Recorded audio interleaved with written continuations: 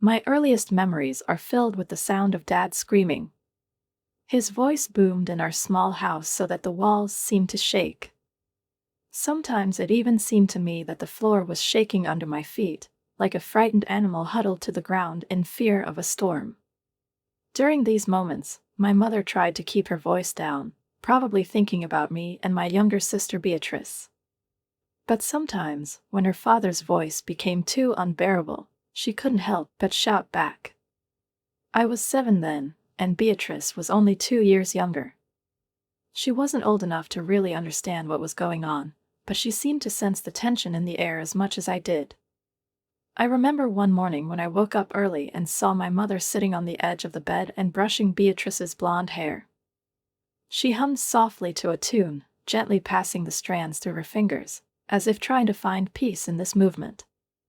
That was the last time I saw her do it. Later that day, the screams started again. This time, they were worse than ever before. "You're impossible, Robert." Mom's voice cracked, shattering against the walls like thrown glass. "You control everything I do, with everyone I talk to." These words seemed to freeze in the air, absorbed into the wooden walls, becoming a part of our house. The divorce happened quickly after that. One day, Mom just left. Dad told us that she had abandoned us. That she chose alcohol and other men instead of her daughters. I was old enough to feel confused and betrayed, but young enough to believe him completely. Very soon after that, Sarah came to our house. She was younger than Mom, always smiling, and seemed to genuinely adore Beatrice. My younger sister immediately became attached to her, calling her Mom after a few weeks. I couldn't do the same. Every time Sarah tried to hug me or braid my hair, like my mom used to do, I jerked away. "Chloe," Dad said sternly. "Sarah is trying her best. You need to be more grateful." But how could I be grateful? I still had a real mom. Somewhere out there. Why didn't she call? Why didn't you fight to see us? These questions have haunted me all my childhood. But I've learned to keep them to myself. Sarah adored Beatrice. I bought her beautiful dresses, took her to dance lessons. I was invited too, but I always refused. I hid in books, sat in my room for hours, studying. It was easier than watching my sister build a relationship with a strange woman. The years passed. Beatrice became more and more Sarah's daughter, while I stubbornly stayed away. But I had a plan. I studied hard, knowing that education would be my ticket to freedom. While Beatrice was being groomed to become the perfect daughter, I was preparing to escape. Applying to college, filling out endless forms and scholarship essays. Finally, at the age of 18, I was free. College seemed like a breath of fresh air to me after a long stay underwater. My tiny dorm room was my own. No father dictating the rules, no Sarah hovering behind. No constant reminder that I'm a difficult daughter. But I was still coming home on vacation. For Beatrice's sake. During one of these visits, in my senior year, I found my sister in her room. It looked like a princess's bedroom. It was decorated in pink and white, with glowing garlands and neatly arranged perfumes on the dressing table. I sat down on the windowsill and looked at my sister, lazily sprawled on the bed. "So, what are your plans after graduation?" I asked. Beatrice tapped her perfectly manicured nails on her phone screen. "Oh, I'm not going to college," she said as casually as if she were talking about the weather. "I'm getting married." I almost choked on my coffee. "Married?" I asked again. "You're not 18 yet." "When did this happen?" "Sarah introduced me to Gaspard last year." She finally looked up from her phone. Her eyes were sparkling. "His family owns a big real estate company in the city center," Beatrice said proudly, sliding her finger across the phone screen. "You know, real estate in Preston, they're full. Chloe, he and I are absolutely perfect." I looked at my sister, trying to find a shadow of doubt in her face, but all I saw was delight and confidence. "What about your dreams?" I asked cautiously, setting aside my half-finished coffee. "You said earlier that you want to become a teacher." A memory popped into my head, little Beatrice standing in front of a toy board, writing crooked letters with chalk and saying in a stern voice, as if copying our schoolteacher. But Beatrice just waved her hand, as if I remembered something completely insignificant. It was just childish nonsense. "Sarah says I don't need college at all. She is sure that the real purpose of a woman is to create a family and have children. Why waste time on diplomas when I can start my real life right now?" I tightened my grip on the mug, feeling the warmth of the ceramic soothe my growing irritation. "Just think carefully," I said softly, choosing my words carefully. "What do you really want? Not what Sarah wants. Not what Gaspard wants. What do you want?" Beatrice rolled her eyes. "Oh, no," I said. "Is this lecture about independence again? Does everyone need to be a career woman, like you?" The way she said the word, as if it were a character flaw, made me clench my teeth. But I didn't say anything. It was her life, after all. After graduation, I moved to a small but cozy apartment on the other side of the city. Working as a remote accountant wasn't the most glamorous job, but it gave me the stability and freedom I dreamed of. Meanwhile, Beatrice married Gaspard. The wedding was lavish. Sarah organized it right down to the last glass of champagne. A year later, my sister had a son, little Leon, and a year later, Anna. That's when my quiet life began to crumble. That day, Beatrice showed up unannounced. She was standing in the doorway, wearing a tracksuit that probably cost more than my monthly rent. She holds 2 baby bags in her hands, and has flawless makeup on her face. "I have an appointment at the spa," she announced, as if it were a matter of course. "She's already put the bags in my living room. You'll look after them, thank you. Leon has just eaten, and Anna may need to change her diaper soon. Oh, and Leon loves his stuffed elephant to sleep on. It's in a blue bag somewhere." I opened my mouth to protest, but before I could realize what was happening, my sister disappeared through the door. This has become a common occurrence. Beatrice showed up for some urgent meeting, date, or shopping trip, leaving the kids with me as if they were parcels requiring temporary storage. The real shock came when she and Gaspard decided to go on a romantic trip. Without warning, without question. They just showed up at my door with the kids and supplies for 3 days. "We need this, Chloe," my sister said, kissing me on the cheek. "You always say that I have to do what I want, don't you?" She smiled, completely oblivious to the sarcasm in my eyes, and after a few minutes she was gone. The constant interference was driving me crazy. My job as an accountant required concentration and attention to detail, and this became almost impossible when 2 small children were running around. Every time I sat down at the tables, there was a scream, the sound of a falling object, or a plaintive, "Aunt Chloe, I'm hungry." I tried to work early in the morning before Beatrice's sudden visits. Late at night, when the children were finally leaving for home. On weekends, when I should be resting. But it wasn't enough. My boss started noticing mistakes in my work. Insignificant at first glance, but potentially dangerous. "Why don't you ask Sarah or Dad to look after them sometimes?" he suggested when he sent me a report with corrections once again. I almost laughed. Even if I wanted to, Dad was never interested in grandchildren. And Sarah. Sarah loved to control, but not to care. That evening, after Beatrice's next visit, I sat at the kitchen table for a long time, staring into the darkness outside the window. Something had to change. I came to the cafe in advance and took a table by the window to recover a little before meeting with my sister. I knew this conversation was inevitable. We couldn't avoid each other indefinitely, pretending everything was okay. But the memory of our last argument still burned inside me. When Beatrice came in, I saw that she was clearly nervous. She looked flawless, as always, smooth hair, perfect makeup, a branded handbag in the crook of her elbow, but there was concern in her eyes. She ordered a cappuccino and carefully sat down across from me. "I was going to call you, actually," she said, twirling the spoon in her hands. "Maybe I overdid it a little yesterday." I could barely resist a sarcastic grin. Overdoing it is an understatement. But I knew that if we started with accusations, then this conversation would lead nowhere. "Thank you for coming," I said calmly. "We really need to talk."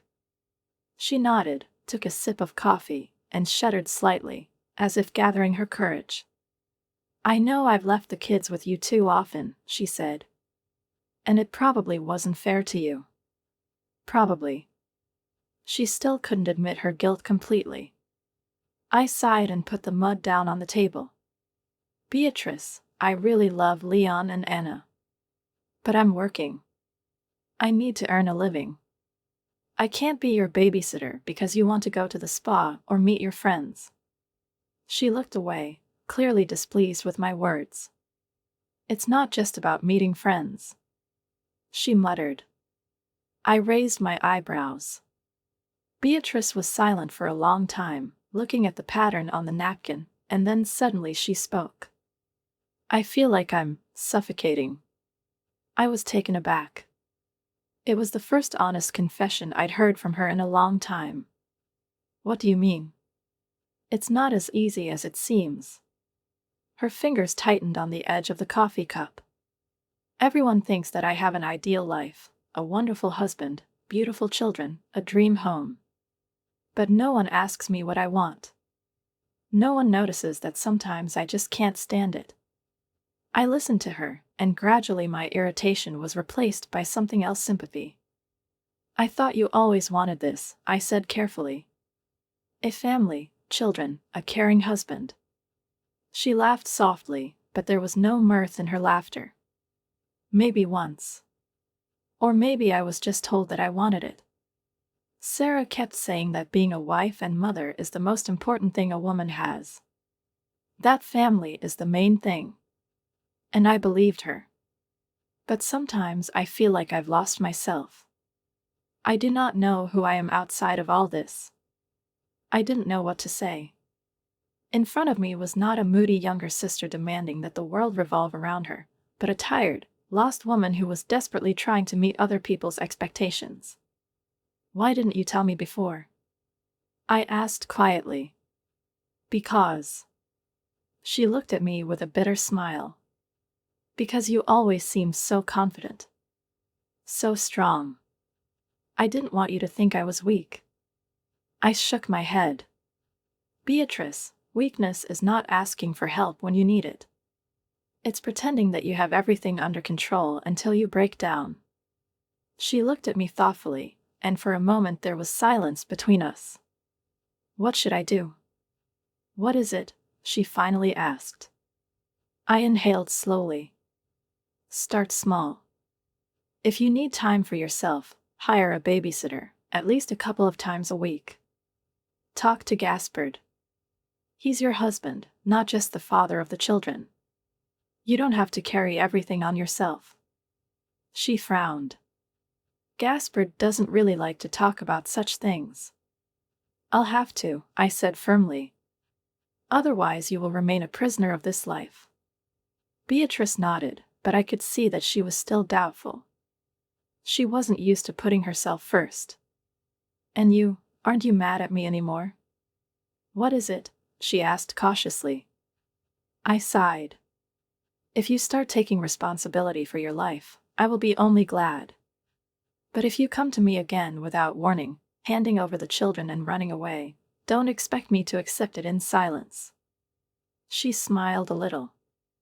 "Okay. I will try." The conversation didn't end the way I expected. I came with the intention of setting boundaries, but I left when I realized that my sister wasn't as carefree and happy as she seemed. Maybe there was more of me in her than I thought. When I left the cafe, for the first time in a long time, it seemed to me that Beatrice and I finally began to understand each other. Beatrice looked tired, her perfectly assembled facade slightly cracked. She straightened her hair to hide her nervousness, but I noticed her shoulders slump when I spoke. "I love Leon and Anna, you know I do," I said, stirring the cooling latte with a spoon. "But I can't always stop my business at any time when it's convenient for you. I need to be able to plan my work schedule." Beatrice nodded slowly, looking down at the cup. "I get it," she finally said. "I think I really used it." This admission was unexpected, but relief did not come immediately. I still felt a growing irritation, but I suppressed it. The main thing is that she seemed ready to change something. We have developed a system. Now she had to notify me at least 24 hours before bringing the children, no unexpected rides to my house or sudden surprises for the weekend. We agreed to keep a clear schedule. Leon and Anna stayed with me on Tuesday afternoons and Thursday mornings when I could arrange my work in advance. After that, everything was fine. The children still came, but now I could plan my time and even began to enjoy their company. Now that their visits were not imposed on me, but were part of a clear schedule, I felt not like a babysitter against my will, but an aunt who was happy to spend time with her nephews. Christmas was approaching. I'd been planning a trip to the mountains with my friends from college for a long time. It was supposed to be my first real vacation in a long time, without work, without family drama, just snow, skiing, and freedom. When I heard that Beatrice and her family were going to Europe, it seemed to me that it was a lucky coincidence. They're leaving, I'm leaving, no surprises. But, of course, I overestimated my family. 2 days before my departure, I stopped by Beatrice's with Christmas presents for the children. I didn't even have time to put the box under the tree, as I realized that I was in the epicenter of chaos. Suitcases were strewn everywhere in the living room, clothes were spread out on every surface. Sarah supervised the packing like a general on the battlefield, giving clear orders, while my father sat in an armchair with an air of complete indifference to everything that was happening. "That's so sweet," Beatrice exclaimed as the children ran screaming for the presents. "They can play with them while they stay at your place for Christmas." I froze, the cup of coffee frozen halfway to my lips. "What?" "Oh, it's going to be amazing," Beatrice continued, not noticing my shock. "Gaspert's college friends are joining us in Paris, and then we will go skiing in Switzerland. Children are not allowed. It will be just like the good old days." I felt anger rising inside me. "I'm leaving tonight," I said slowly, trying to stay calm. "I have been planning this trip for several months." There was a tense silence. My father slowly got up from his chair, his face turning that familiar shade of red that always preceded an explosion. "I don't care about your plans." "Stop it," he barked. "When will you finally grow up and realize that family always comes first? Looking after your sister's children is your responsibility." I blinked at him. "My responsibility?" I repeated, looking at him incredulously. "Since when is it my responsibility to be their full-time babysitter?" Sarah stepped forward. There was a disapproving look on her face, all too familiar to me over the years. "Chloe, you can't put your selfish desires above family plans," she said in her smooth, controlling voice. "How could you plan a vacation without even consulting with us? That's not how the family works." I let out a sharp laugh. "To consult with you? The rich?" I grinned at him. "Did any of you ask me before planning your European trip? Did anyone even think to ask if I could take the kids?" "We shouldn't have asked," Beatrice interjected, bouncing Anna on her hip. "You're their aunt." I slowly turned my head to Sarah. "So why don't you ask their grandmother?" I pointed at her. "She's family too, isn't she?" Sarah frowned, but said nothing. I turned my gaze to my father, looking for some hint of realization in his face.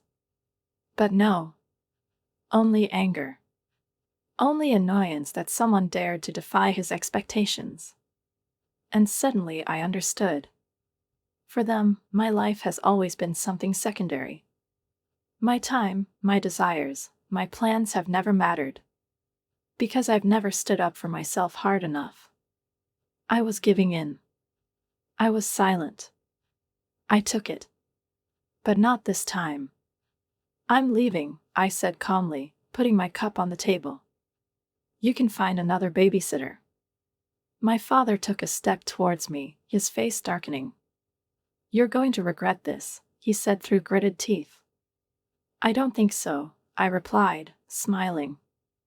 I turned around and walked to the door. And this time, no one tried to stop me. Sarah's perfectly groomed expression cracked slightly.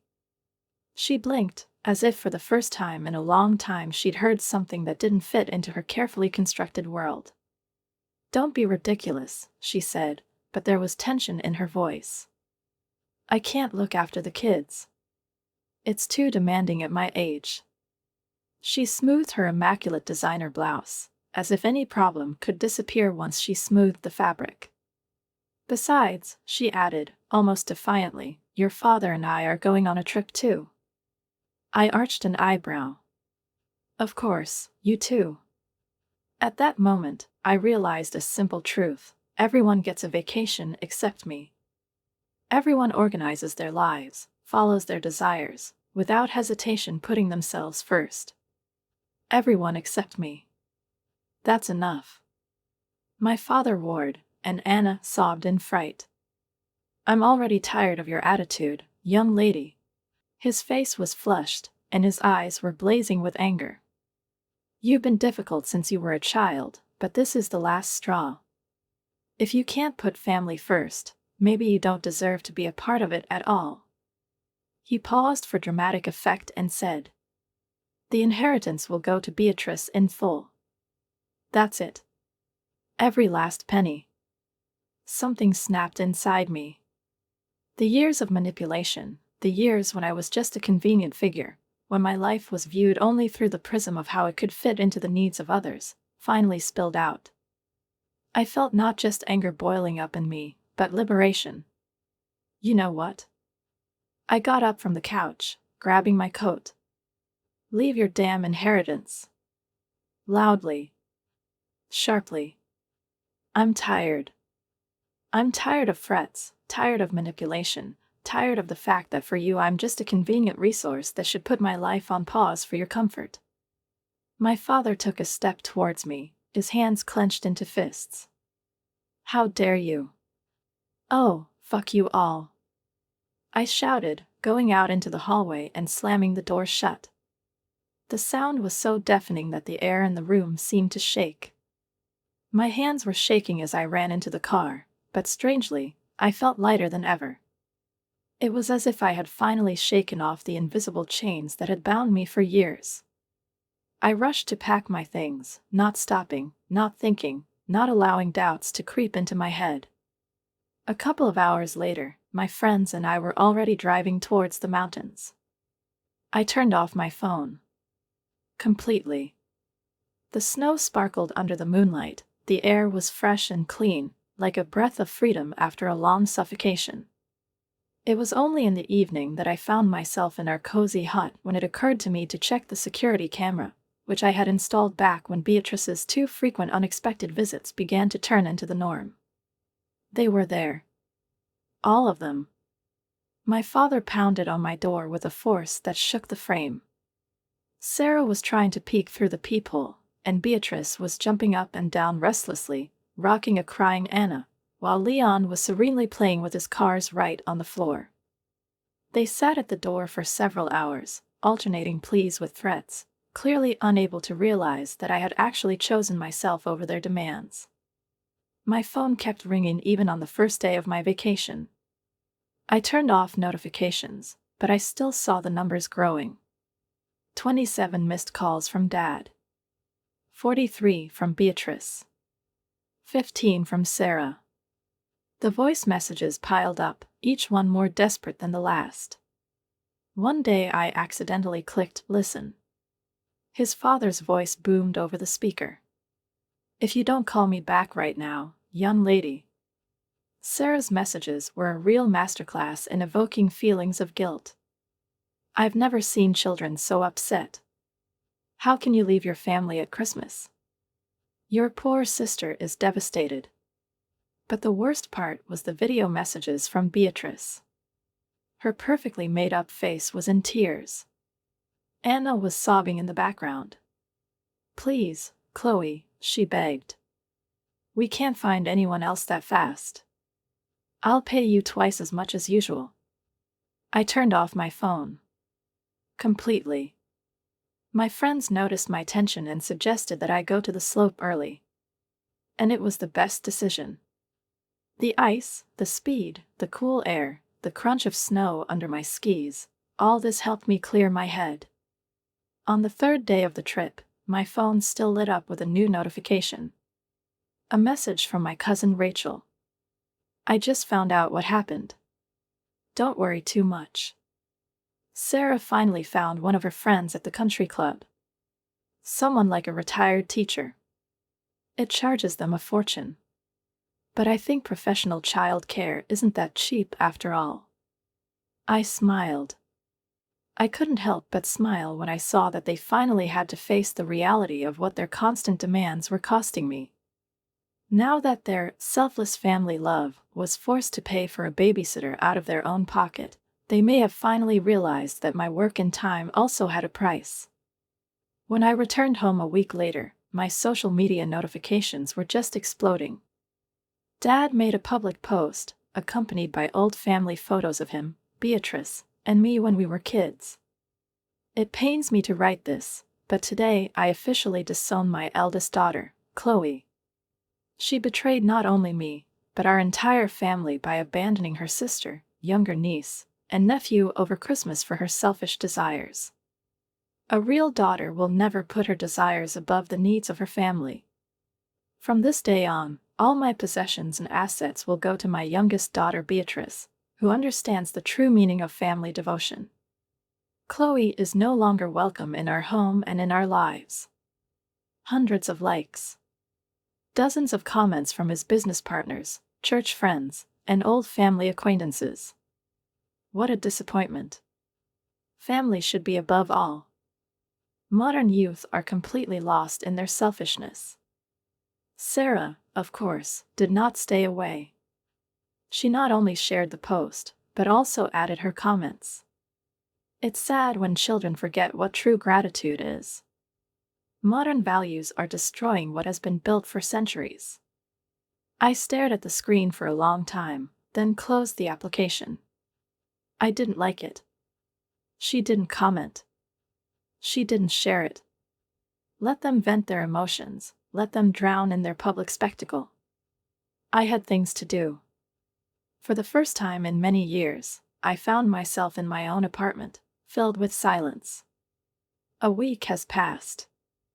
I thought that everything had settled down, that the family drama had finally burned out, leaving only ashes. But then a message came that made my heart skip a beat. Just one notification. My mother's name appeared on the screen like a ghost from the past. I opened the message. It was long, carefully worded, without unnecessary emotions, but with an underlying desperation in every word. "Chloe, I saw your father's post. I know it's been many years, and I have a lot to explain. Would you like to meet with me? I'll understand if you don't want to, but please know that I've never stopped thinking about you and Beatrice." As I read on, my hands began to shake. She followed our lives through social media. She saw my college graduation, Beatrice's wedding, the birth of Leon and Anna. She knew that we had grown up, but all this time she couldn't get in touch with me. Could not. Or didn't she dare? I didn't answer right away. For a long time, I just stared at the screen, digesting the information. And then she wrote. "Where and when? We agreed to meet in a quiet cafe on the other side of the city. I came earlier, but when I came in, I saw her right away. She looked older than in my memories. Of course, it's been so many years. There were deep wrinkles around her eyes, and her hair was a little grayer than I expected. But the eyes were the same. When she hugged me, I caught a faint scent of lavender, the same one she used when I was little. "I'm so sorry, Chloe," she said as we sat down. Her voice was low and broken, as if she were saying words she had wanted to say for a long time, but was afraid to. "I know that apologies can't make up for all these years. But you have to know the truth." I stared at her without saying a word. "Your father," she nervously clasped her hands, "he systematically kept me away from you." I frowned. "What do you mean?" She took out her phone and started scrolling through the conversation. "He sent me photos and videos. You and Beatrice. Birthdays, school events, family vacations.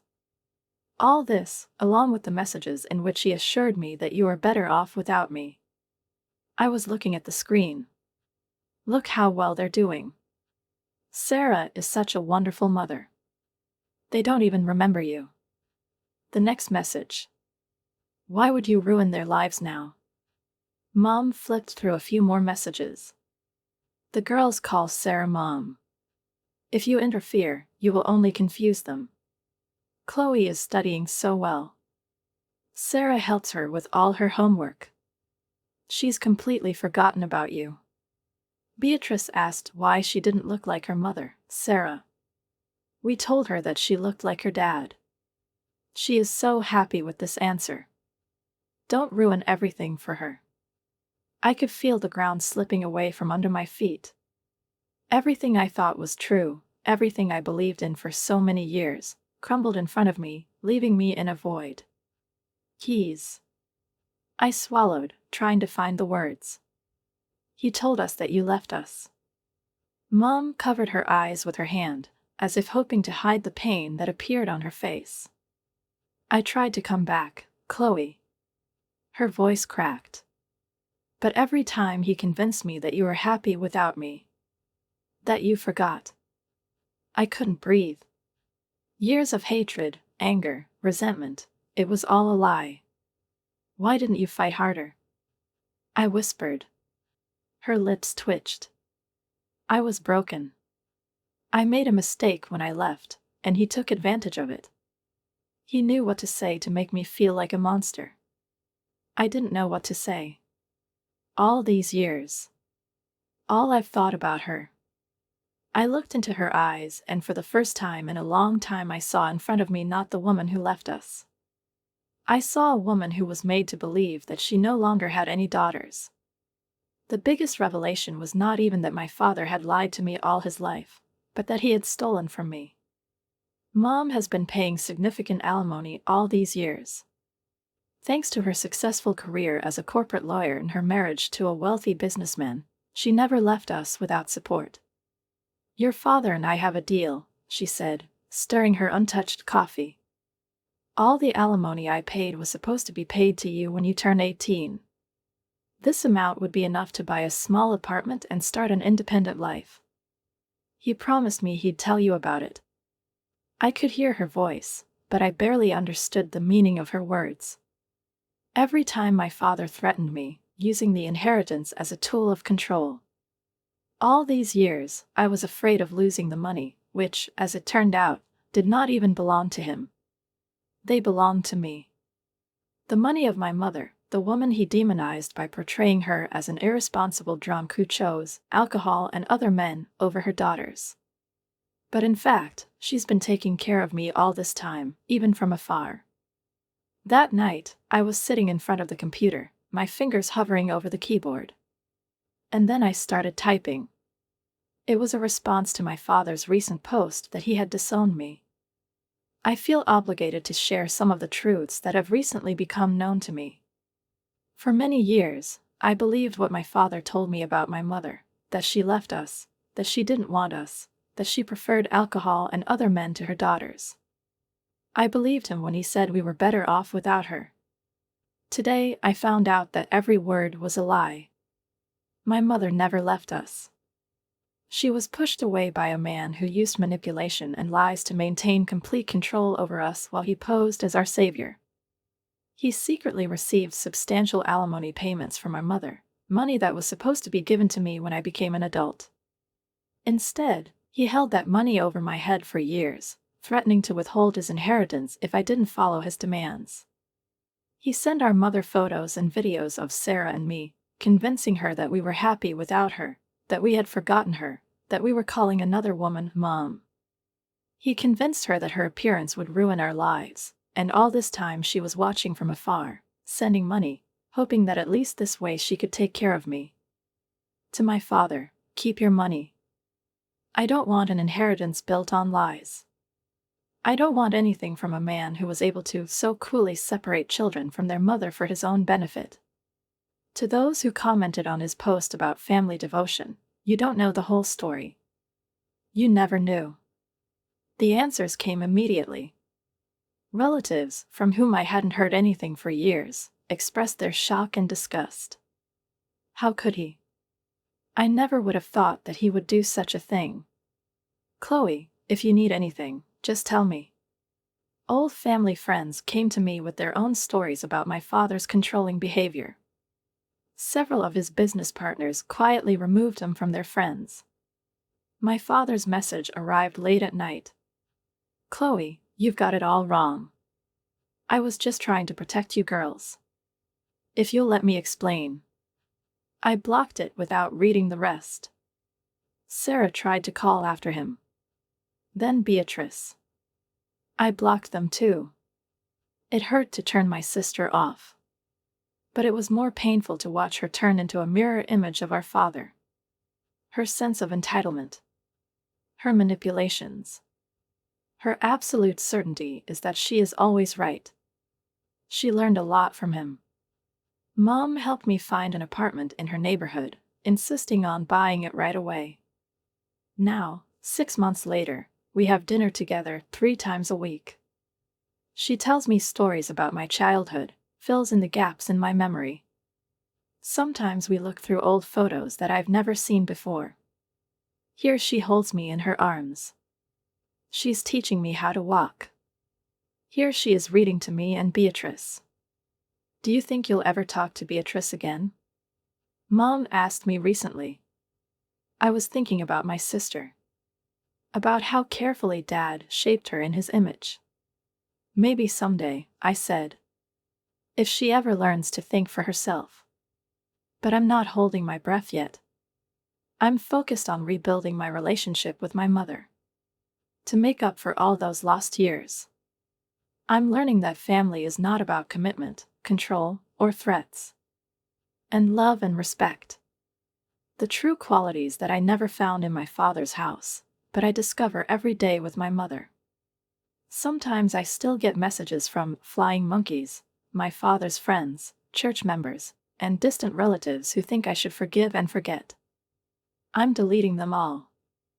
I've spent enough years living under the burden of other people's expectations. I'm finally free. Write a comment on what you think about this story and don't forget to subscribe to the channel and like it. See you soon.